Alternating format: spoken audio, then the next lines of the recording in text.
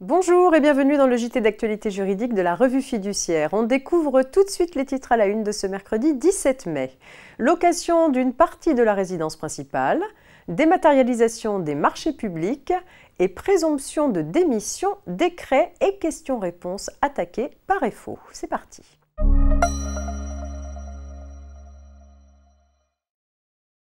Les particuliers qui louent ou sous-louent une partie de leur habitation principale sont exonérés d'impôt sur le revenu au titre des loyers perçus si le prix de la location est fixé dans des limites raisonnables. Pour 2023, les plafonds annuels de loyer par mètre carré de surface habitable, charges non comprises, sont fixés à 199 € en Île-de-France et 147 € dans les autres régions.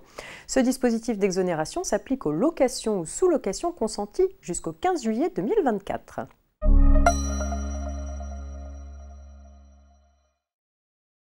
Diverses mesures de simplification des marchés publics ont été adoptées ces dernières années dans le but d'en favoriser l'accès aux petites entreprises en particulier. La simplification passe notamment par la dématérialisation des procédures. À ce titre, la réglementation récente prévoyait que les candidats à un marché public pourraient à l'avenir transmettre une copie de sauvegarde de leur candidature par voie dématérialisée. Pour que cette transmission électronique soit applicable, ces modalités devaient être précisées par arrêté. C'est chose faite.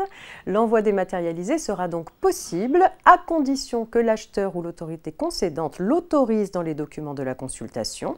Il devra être conforme aux exigences requises des moyens de communication électronique utilisés dans la commande publique.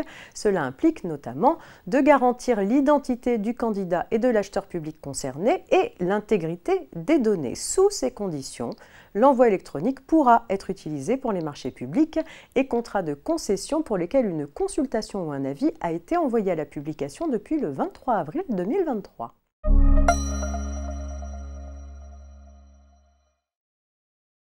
Le syndicat Force ouvrière a déposé un recours devant le Conseil d'État pour faire annuler le décret du 17 avril 2023 sur la présomption de démission en cas d'abandon de poste.